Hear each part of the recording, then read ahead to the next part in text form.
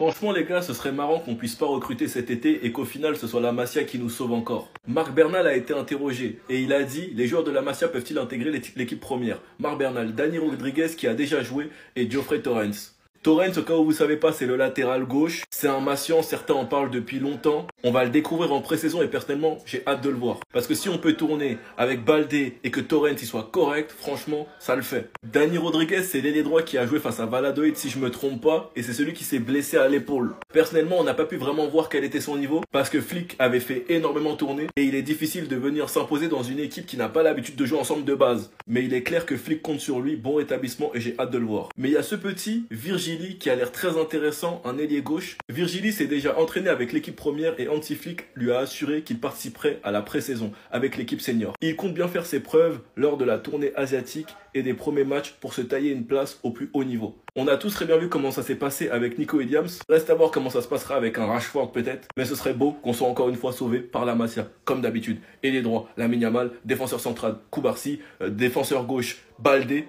Enfin bref. Attendez. Nico nous l'a bien mise, ok. Y a pas de problème. Et maintenant on prend qui? Leao, Diaz ou Rashford? Parce que pendant ce mercato à 100% il nous faut un ailier gauche. Repartir la saison prochaine sans ailier gauche, c'est hors de question. Parmi les trois d'après les rumeurs, la priorité c'est Diaz. Luis Diaz, le favori de Deco, redevient le premier choix après l'échec du transfert de Nico. Diaz a d'ailleurs toujours été le premier choix de Deco, même lors des négociations avec l'ailier de l'Athletic Bilbao. Barcelone va retarder les contacts pendant des jours ou des semaines en raison de l'atmosphère à Liverpool après la mort de Jota. Diaz au Barça, honnêtement j'y crois pas. Avec tout ce qui s'est passé ces derniers jours à Liverpool, je ne pense pas qu'ils voudront le vendre, à part s'il fait le forcing. Et honnêtement, vu comment on l'a mis sur le côté pour Nico, ça m'étonnerait qu'il le fasse. Marcus Rashford, selon moi, c'est l'option la plus fiable. On sait depuis des semaines qu'il rêve de jouer au Barça. Il fait des appels de phare tous les jours. Avec Manchester, d'après Fabrizio Romano, c'est définitivement terminé. Et son numéro 10, ils vont lui retirer pour le donner à Matheus Cunha, leur nouvelle recrue. D'après les rumeurs, des discussions auront lieu dans les prochains jours entre le Barça et Manchester United pour étudier l'opération Rashford. Prêt avec option d'achat. Le joueur est prêt à faire de gros efforts pour y arriver. Et pour finir, la dernière option du Barça, c'est Leao. Raphaël Leao n'est pas une priorité immédiate pour Barcelone pour le moment, mais si l'accord entre Luis Diaz et Rashford échoue, l'option de le signer pourrait être à nouveau activée. Et au niveau du prix, faut savoir que l'AC Milan demande environ 70 millions. Bref, en tout cas, n'hésitez pas à me donner vos avis dans les commentaires, histoire de savoir qui vous préférez entre Leao, Rashford et Luis Diaz, et moi je lirai tout ça. Les Barcelonais, imaginez une seconde qu'on se prenne une clim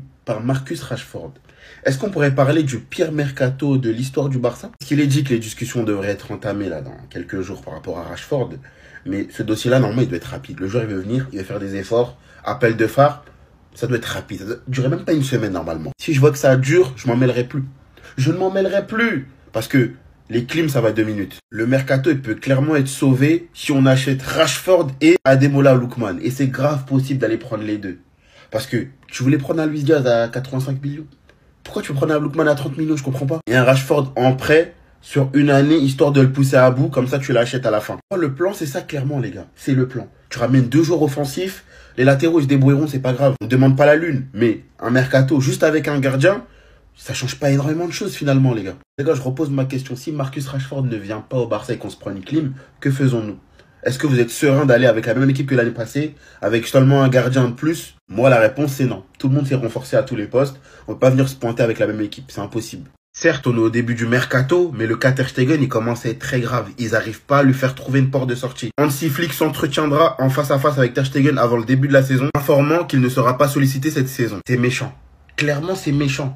Parce que lui, il a rien demandé. Il revient de blessure, il s'attendait à retrouver sa place. Parce que quoi, t'avais un Chesney qui était là temporairement. Et finalement, on te saute carrément ton poste. On nous avait parlé hier d'un potentiel accord avec l'Inter Milan. Je trouve que ça aurait été un bon club pour rebondir. Malheureusement, il y a un hic. Et encore Sommer là-bas. Pourquoi ils iraient chercher Ter Stegen alors qu'il y a déjà Sommer? D'après la source El Nacional, il serait engagé seulement si Sommer décide de partir à Galatasaray. Dans le cas contraire, vous le savez, il ira pas là-bas, les gars. Il ira pas là-bas. C'est compliqué pour lui parce que je le comprends. S'il doit rebondir, c'est dans un bon club. Ça reste un top gardien. C'est le gardien numéro 1 en Allemagne maintenant. Il doit se préparer pour la Coupe du Monde. Et donc, je trouve ça normal, sa réaction finalement. Et autre chose, j'ai bien l'impression que le prolongement de Chesney, il dépend du départ de Ter Stegen. Donc, c'est pour ça qu'ils lui mettent la pression pour qu'il parte rapidement. Mais les gars, trouvez-lui un bon club et il partira. C'est tout. Moi, je fais pas l'acteur, hein. Je reste quand même un minimum dégoûté que Nico Williams vient pas au Barça. Mais arrêtez de pleurer 5 minutes. arrêtez de pleurer 5 minutes, regardez ce qu'on a dans nos rangs, regardez ce qu'on a dans notre équipe. Mais on a les meilleurs, les gars, on a les meilleurs attaquants du monde, parle même pas avec nous en vrai. Moi, je vous jure que je vois trop de gens pleurer, je vois trop de gens se plaindre. Avec l'attaque qu'on a eue cette année et l'attaque qu'on va avoir la saison prochaine, avec certainement d'autres joueurs qui vont arriver, mais avec Nico Williams ou pas, de toute façon, on a une attaque masterclass. T'as des potentiels ballons d'or, des mecs qui te font kiffer toute une année. Un mec qui est meilleur buteur, enfin co-meilleur buteur et meilleur passeur de Ligue des Champions. Yamal, je vais même pas en parler de son niveau stratosphérique sur les 6 derniers mois et même sur l'année. Et il y en a, ils sont là, ils pleurent juste parce que Nico Williams, il vient pas. Je vous jure que là, dès le mois de septembre, votre Nico Williams, il va être oublié comme ça. Et on va voir le match contre l'Atlético Bilbao. Tellement ils vont se donner à fond, il va être traumatisé, votre Nico Williams. Surtout que là, les deux, là, ils ont prolongé récemment. Je crois, si je dis pas de bêtises, les deux, ils ont prolongé. Mais là, sur les 5 prochaines années, sur les 7 prochaines années, même sur les 10 prochaines années, vous n'êtes pas près de ce que ces deux joueurs vont faire dans notre club. Parce que là, ce qu'ils ont déjà démontré en même pas 1 an, 2 ans max, c'est déjà énorme comparé à certains joueurs qui sont restés chez nous des 6 ans, 7 ans, 8 ans. Rafinha, il est déjà dans le cœur de tous les supporters barcelonais, il est dans le cœur de tout le monde, et Yamal, même pas j'en parle. Donc les gars, profitez et appréciez au lieu de pleurer. Moi, je comprends pas. C'est le peu jeu qui a joué hier, c'est Doué qui a marqué hier, mais ça part de Lamine Yamal. Voilà, lui aussi, Lamine Yamal, ouais, toujours. Et lui aussi, Lamine Yamal. Non, mais dites-moi, hein, peut-être il y a que Lamine Yamal dans le football. Hein. Peut-être il y a que lui, on ne sait pas. Ou peut-être il a participé et on n'est pas au courant. Vous êtes les premiers à dire que les Barcelonais, on ne doit pas parler de la Coupe du Monde des clubs parce que le FC Barcelone ne participe pas. Mais à chaque fois que l'un de vos joueurs performe, vous le comparez au joueur du FC Barcelone. Moi, je ne sais pas. Sincèrement, je ne sais pas. Et moi, je vous dis, hein, Laporta, on lui doit tous des excuses. Ah oui, on lui doit tous des excuses. Et je commence, pardon, Laporta. Pardon, chef, pardon. Bah oui, les gars, parce qu'il ne faut pas oublier que Laporta, il ne voulait pas de Nico de base. Laporta ne voulait pas de Nico. Il ne veut même pas entendre parler de Nico. Parce que lui, contrairement à nous, lui, il n'a pas oublié ce que Nico nous a fait l'été dernier. Lui, il n'a pas oublié.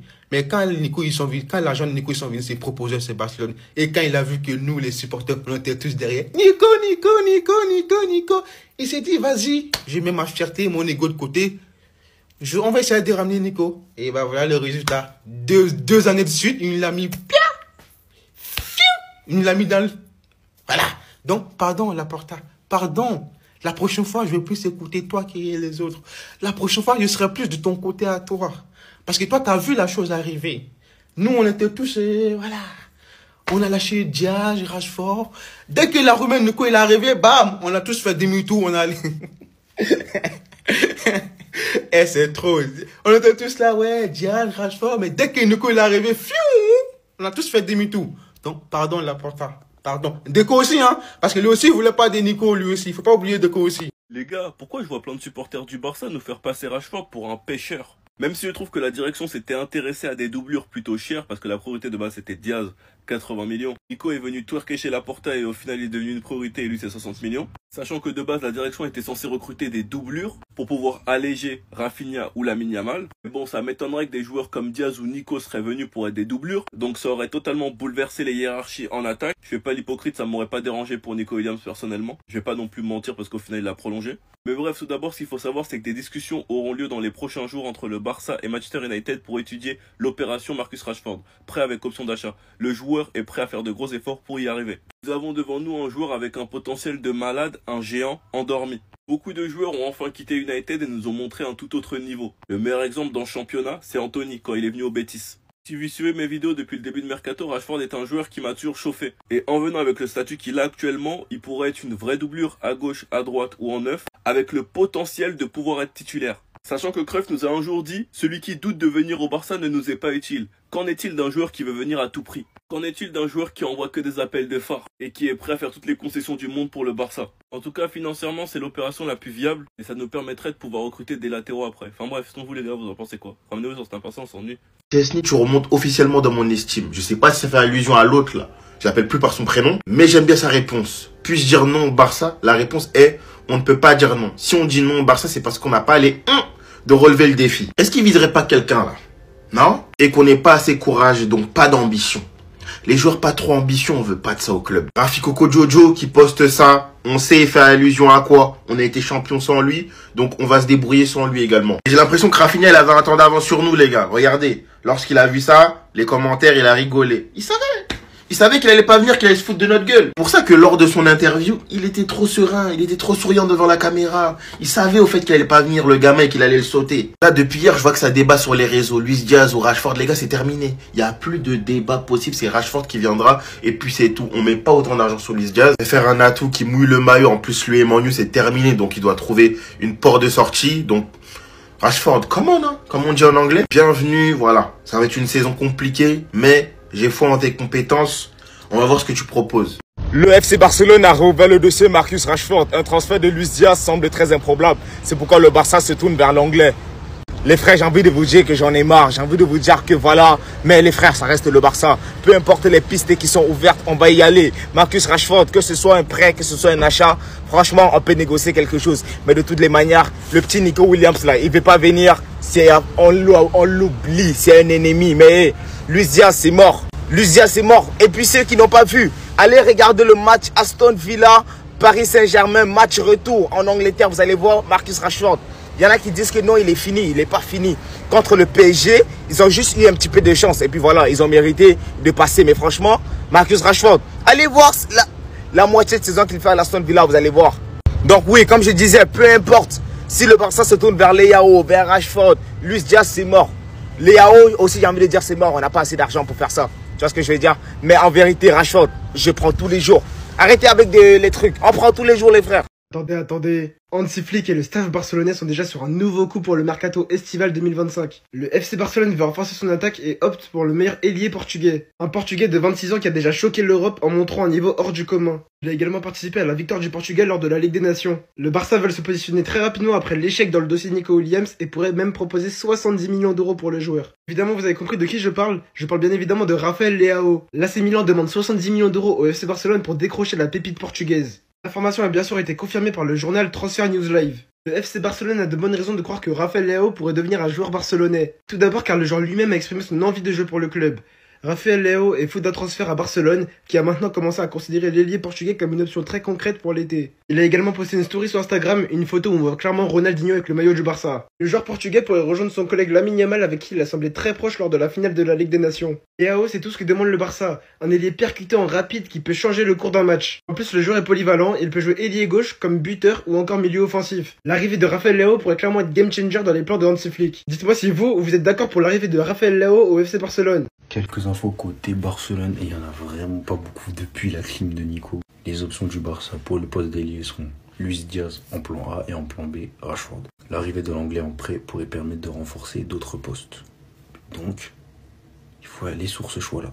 Plus qu'une semaine avant de voir le groupe au complet et le début de l'entraînement. Dani Rodriguez, donc on connaît tous, qui s'était blessé à l'épaule, je crois, qui s'est fait opérer. Ou Juan Virgili pourrait rester avec l'équipe première la saison prochaine. Et ça, c'est plutôt bon signe. Barcelone n'a pas l'intention de recruter Dumfries. Le club voit Koundé comme son principal défenseur. Flick fait confiance au développement de Forte et Garcia est une bonne option. Le Barça travaille énormément sur le dossier Marcus Rashford. On apprend aujourd'hui que des discussions auront lieu dans les prochains jours entre le Barça et Manchester United pour étudier l'opération Rashford. Prêt avec option d'achat, le joueur est prêt à faire de gros efforts financiers pour rejoindre bien sûr le club de ses rêves, le FC Barcelone. Et à noter les gars, il y a plusieurs options bien sûr après l'échec Nico Williams. Donc on a parlé de Rashford, il y a aussi Luis Diaz qui reste cher. Luis Diaz c'est plus de 80 millions d'euros. Et il y a pourquoi pas Rafael Leao. Et le Barça a pris le prix de Rafael Leao. Donc l'AC Milan s'attend à environ 70 millions d'euros pour le joueur portugais. Des nouvelles également concernant Denzel Dumfries, qu'on apprenait ces derniers jours que le Barça suivait la situation du défenseur droit néerlandais. Donc le Barça s'est retiré de la course pour le joueur. Le club fait confiance à Jules Koundé comme latéral droit titulaire. Eric Garcia est également envisagé et Flick gros potentiel bien sûr de Hector Ford pour potentiellement remplacer Jules Koundé s'il vient à se blesser. Des nouvelles du jeune espagnol Pablo Torre et ça sent la fin les gars. Donc Pablo Torre va rejoindre l'équipe de Mallorca. Here we go. Mallorca va payer 5 millions d'euros et le Barça conservera 50% des bénéfices d'une future vente dans le futur. Et on finit avec Lamine Yamal qui savoure ses derniers jours de vacances. N'oubliez pas que dimanche prochain, le dimanche 13 les gars, ça sera son anniversaire, il aura enfin ses 18 ans. Mais aussi ce sera le retour à l'entraînement les gars avec tout d'abord les tests médicaux le lendemain, le lundi 14 juillet. Ça sera reprise de l'entraînement sur les pelouses. Donc voilà, Lamine Yamal profite bien. Il va devoir perdre après pas mal de kilos, pizza, Fanta bien sûr pour Lamine. Nouvelle interview de Deco, comme c'est une superstar, comme c'est un joueur, c'est bien. Plus de recrues. Moi, une interview, on a dit, mais Ozo Yokate, tu ne veux pas écouter. Bref, voici ses déclarations. Ah, les manies. Zongako, Sur Victor Roque, il a déclaré qu'il était désolé pour lui, qu'il pense que l'arrivée en janvier l'a perturbé, bref, bla bla bla. Mettez pause si vous voulez, parce que moi ça me saoule en fait. Parce que en fait, normalement, t'es un vrai directeur sportif. Là, le 13, t'essaies de faire en sorte que, comme on sait que visiblement le 1 pour 1 c'est chaud, je sais pas quoi, ramène au moins Rashford avant le 13, qu'il fasse la pré-saison avec nous, et vas-y, après c'est carré. Parce qu'arriver après, ça va tout perturber, chambouler. Lui-même vient de citer l'exemple comme quoi il est venu pas à temps. Bref, on lui aurait demandé entre Ronaldinho, Messi et Cristiano qui il préfère. Je dois choisir, je choisis Ronaldinho car il était à son meilleur. Je pense que le plus complet est Messi. On sait que c'est le GOAT, mais vas-y, là n'est pas le sujet, en fait. Il a fait des louanges également à Lamine Yamal. Lamine est un phénomène. Être le meilleur joueur dépend de lui. Au FC Barcelone, il sera les prochaines années en compétition. Excusez-moi. Les championnats, il est au meilleur endroit pour se battre dans le meilleur scénario. Qu'on les est en train de se faire tarter le Fiat 4-0 à la... Je dis aussi cela pour l'équipe nationale espagnole qui brillera dans les tournois parce qu'elle est très forte. Le démarrage de Lamine Yamal ressemble beaucoup au début de Neymar. La ville a aidé à être mature comme il est. Enfin, concernant Rafinha, il a déclaré « Rafinha vous donne beaucoup par son caractère. D'abord, il se bat toujours. Après, parce qu'il a des profils qui l'aident. Que ce soit Pedri, Lamine Yamal, toute cette jeune équipe qui est au Barça. C'est pourquoi nous l'avons fait capitaine et se sentir leader. Il fait une saison fantastique. Merci pour Yohan Garcia, hein. Même si tu n'y connaissais rien apparemment. Et on en veut plus. Merci.